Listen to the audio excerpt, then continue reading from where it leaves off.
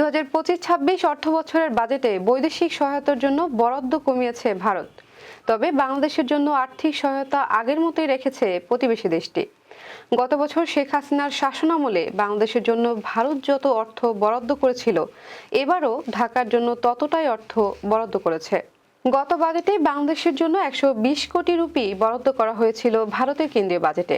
এবার নিজের অষ্টম কেন্দ্রীয় বাজেটেও বাংলাদেশের জন্য 120 কোটি রুপিয়েই বরাদ্দ রাখলেন দেশটির অর্থমন্ত্রী নির্মলা সীতারামন, যা বেশ তাৎপর্যপূর্ণ বলে মনে করা হচ্ছে।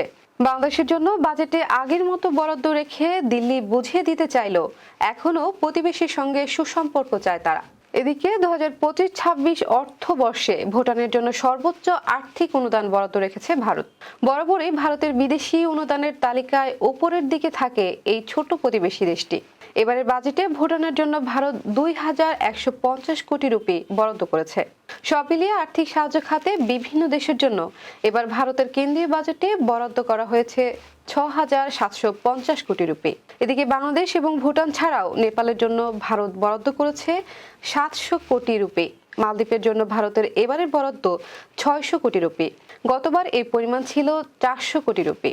এবারে বাজেটে ভারতের পররাষ্ট্র মন্ত্রণালয়ের জন্য সব মিলিয়ে বরাদ্দ করা হয়েছে 20,516 কোটি রুপি। এর আগে গত অর্থবর্ষে পররাষ্ট্র মন্ত্রণালয়ের জন্য সংশোধিত বাজেটের বরাদ্দ থেকে এই পরিমাণ কম। আগের বছর সব মিলিয়ে পররাষ্ট্র মন্ত্রণালয়ের জন্য বরাদ্দ করা হয়েছিল 25,277 কোটি রুপি।